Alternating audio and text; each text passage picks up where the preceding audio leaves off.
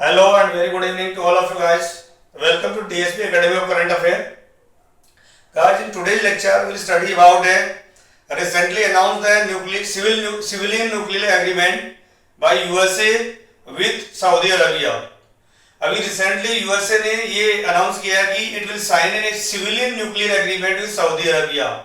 तो ये है ना चौंकाने वाली बात, क्योंकि ये जो है अभी तक जो है आपको पता होगा अभी रिसेंटली जो बैकड्रॉप हम जो कॉन्टेक्स्ट की बात करें तो the war that has been going on between on the one side there is a USA plus Israel and on other side there is a Iran.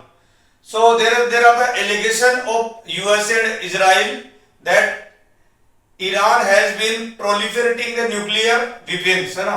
Iran के पास में न्यूक्लियर जो है वेपन्स और बना रहा है through the enrichment of uranium.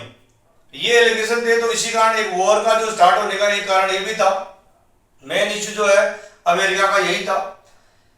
तो इस अभी जो है सऊदी अरेबिया के साथ में जो है यूएसए ने ये जो सिविलियन न्यूक्लियर एग्रीमेंट साइन किया है, करने की बात कर रहा है. इससे जो है काफी इसके पहले जो है उसने जो प्रेसिडेंट डोनाल्ड ट्रंप ने कुछ कंडीशन रखी है सऊदी अरेबिया से कि ये जो एग्रीमेंट होगा सिविलियन न्यूक्लियर एनर्जी के लिए होगा, और इसमें जो है सिविलियन पर्पज एनर्जी के पर्पज के लिए जो है सऊदी अरेबिया के पास में इनरिचमेंट का जो यूरेनियम के इनरिचमेंट का भी अधिकार रहेगा. लेकिन इसके पहले सऊदी अरेबिया ने जो अमेरिका ने सऊदी अरेबिया के सामने कुछ कंडीशन रखी है कि ये तभी होगा जब सऊदी अरेबिया इजराइल के साथ में अपने रिलेशन है नॉर्मलाइज करे. इसका मतलब है कि Saudi Arabia science the Abraham accord that was brokered by USA between Israel and Gulf countries, क्योंकि बहुत सारे maximum the gulf countries are still not recognize the Israel, क्योंकि they consider that Palestinian people have the legitimate right to settle in the land of the Palestine and that is at present it is claimed by Israel. तो अभी तक तो ये जो Abraham accord जो था Abraham accord जो था एग्रीमेंट था, ये भी डोनाल्ड ट्रंप की जो फर्स्ट टेन्योर में 2020 में साइन किया गया था.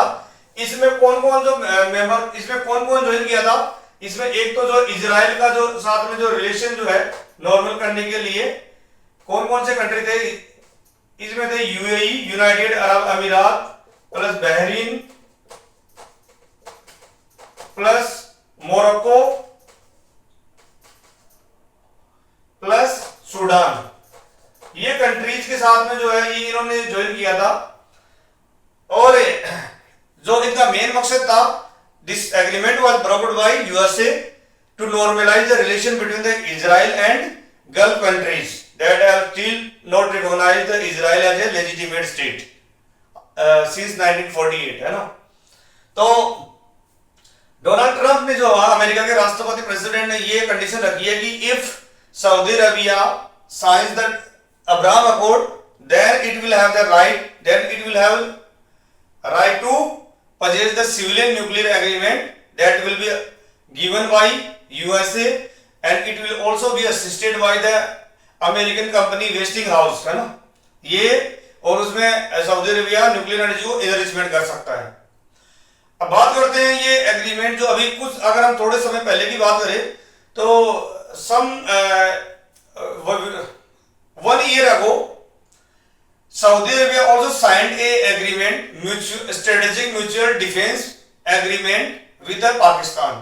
तो उस टाइम पे बहुत सारे ऐसे खबरें आ रही थी, न्यूज आ रहे थे कि इसमें जो पाकिस्तान है न्यूक्लियर वेपन स्टेट है, तो हो सकता है सऊदी अरेबिया को जो डर लग रहा होगा क्योंकि अभी जो वॉर स्टार्ट होगी ना, ये गल्फ में तो बाद में स्टार्ट हुई थी, लेकिन सऊदी अरेबिया को जो ये डर लग रहा होगा कि भाई अपने पास में न्यूक्लियर वेपन नहीं है तो जो है पाकिस्तान के पास न्यूक्लियर वेपन है, इसलिए जो है मैं साइन करता हूं. तो ये खबरें आ रही थी, लेकिन जो है ये बाद में डिनाई कर दी गई थी कि ये सिर्फ मिलिट्री जो है एक्सरसाइज के लिए होगी और आपस में जो एक दूसरे के इंटेलिजेंस शेयरिंग के लिए होगी और जो आपस में सपोर्ट करने के लिए होगी सऊदी अरेबिया और पाकिस्तान के बीच में जो स्ट्रेटेजिक म्यूचुअल डिफेंस एग्रीमेंट. इसमें जो न्यूक्लियर जो एनर्जी का कोई जिक्र नहीं किया था, कोई मेंशन नहीं किया था.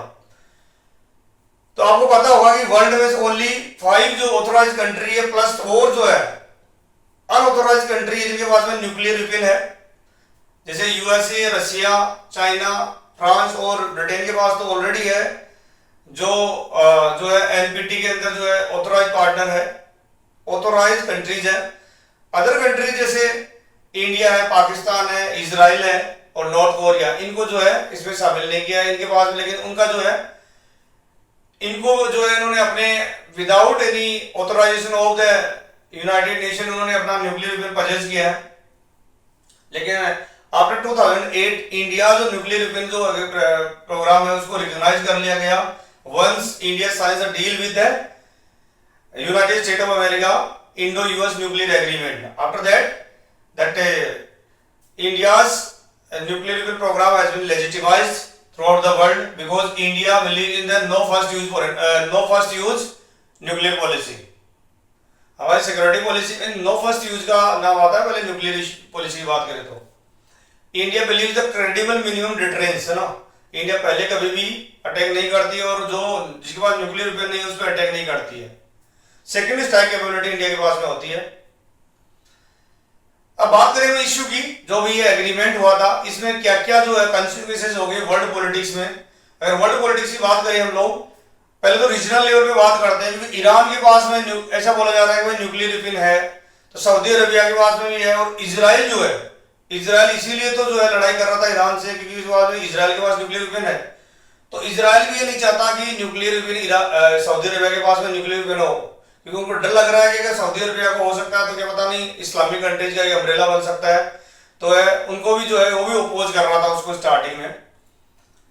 तो एक तो है कि regional war for the nuclear proliferation, ये न्यूज रीजनल रेस और कंपटीशन फॉर न्यूक्लियर प्रोलिफरेशन, ये हो सकता है एक तो कंसिक्वेंसेस का।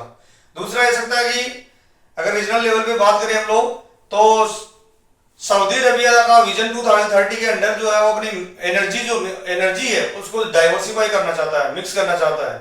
क्योंकि पेट्रोलियम और गैस पे डिपेंड नहीं रहना चाहता, वो जो है रिन्यूएबल एनर्जी पे डिपेंड रहता था। तो सऊदी जो अगर न्यूक्लियर एनर्जी आ जाएगी तो वो अपनी जो है एनर्जी मिक्स को डाइवर्सिफाई कर सकेगा और टेक्नोलॉजी आ जाएगी उसके पास में और एडवांस इक्विपमेंट्स हो जाएंगे उनके पास में, सऊदी अरबिया के पास में। लेकिन that will create the competition among the Iran, Israel and Saudi Arabia. तो ये भी इश्यू हो सकता है। अगर हम बात करें हम लोग इसकी वर्ल्ड लेवल पे, तो वर्ल्ड लेवल की बात करें तो एक तो सऊदी अरबिया जो अभी तक अमेरिका को ये बेनिफिट होगा इससे, क्योंकि सऊदी अरबिया और ईरान का कुछ समय पहले जो 2022 के टाइम पे जो है जो चाइना है वो ब्रोकरिंग रिलेशन जो ब्रोकर करवाई थी अच्छा रिलेशन करवाने के लिए, क्योंकि the Sunni world is led by Saudi Arabia and Shia world is led by Iran। तो चाइना एंड रशिया वर जो है trying to bring these two powers together and to cooperate in the at the regional और world level. तो इससे USA को फायदा ही होगा कि सऊदी अरबिया का जो है चाइना और रशिया के नजदीक जाने से रोक पाएगा उससे। और वर्ल्ड लेवल की और भी बात करें हम लोग तो इससे जो है ये वेस्टर्न जो है ये सऊदी अरबिया ये वेस्टर्न की तरफ झुकाव होगा, इसका टिल्ट होगा। अगर हम बात करें इंडिया के लिए इसका कंसिक्वेंसेस क्या होगा, इंडिया के लिए होगा कि भाई इंडिया जो है सबसे मेन चीज है तो इंडिया कैसे बैलेंस करेगा ये रिलेशन, क्योंकि हमारे यहाँ इंडिया जो इंटरनेशनल नॉर्थ साउथ कॉरिडोर जो ट्रेड कॉरिडोर और जो है छाबर पोर्ट वो कहाँ पे है, ईरान की साइड में है। ईरान की तरफ हमारे ये दोनों इश्यू है। दूसरी तरफ हमारे सऊदी अरबिया के साथ में India Europe middle east Europe economic corridor जो सऊदी अरबिया से जाती है, तो वो हमारे सऊदी अरबिया फिर इजराइल से होते हुए जाती है। तो एक तरफ हमारा जो है इजराइल के साथ में डिफेंस रिलेशन का भी स्ट्रॉन्ग हो रहा है। तो इनको सबको बैलेंस करना इंडिया के लिए सबसे बड़ा डिफिकल्ट चैलेंज होगा, क्योंकि अभी आपको पता चल रहा है कि इंडिया के जो एनर्जी जो है रिसोर्सेज का भी प्रॉब्लम आई थी। अभी जब स्टेट ऑफ हॉर्मुज का जो है रोक दिया गया था, जिसके वर्ल्ड का 20% जो है नेचुरल गैस और ऑयल पास होता है।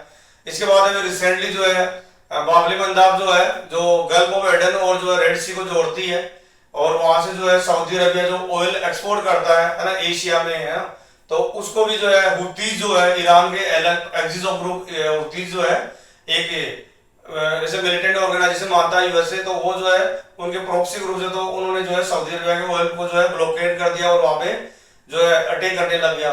तो उधर से भी जो है नेचुरल गैस है उससे काफी जो है दिक्कतें होगी।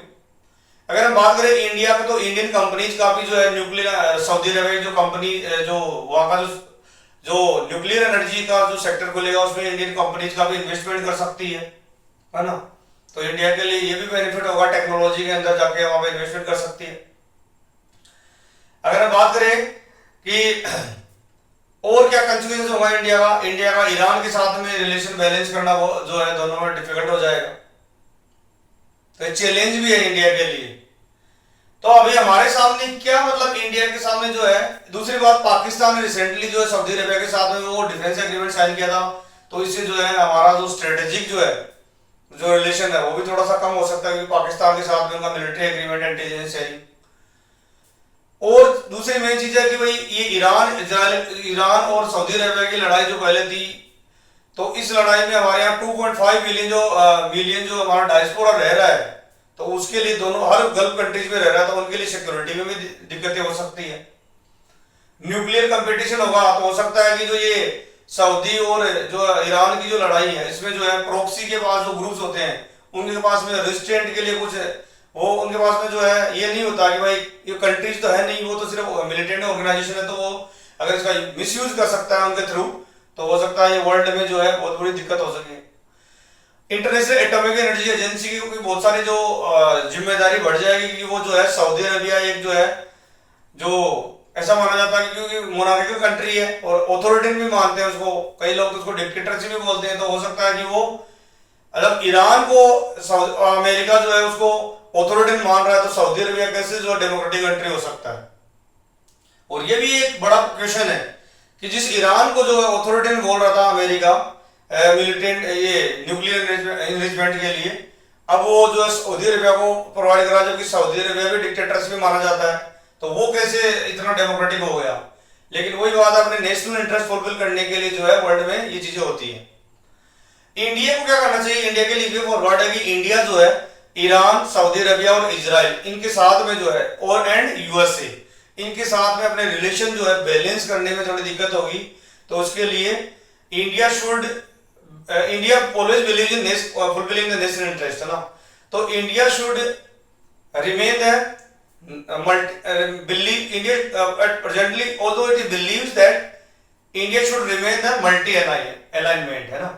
इसका मतलब है कि इश्यू बेस्ड अलाइनमेंट होना चाहिए इंडिया का, ना कि जो formal alignment. Issue based alignment का मतलब होता है और हमारी स्ट्रेटेजिक ऑटोनॉमी है that should be maintained continuously, क्योंकि हमारी स्ट्रेटेजिक ऑटोनॉमी जो है हमारे जो नेशनल इंटरेस्ट को फुलफिल करती है उसमें कभी भी कोई जो है दिक्कतें नहीं आनी चाहिए।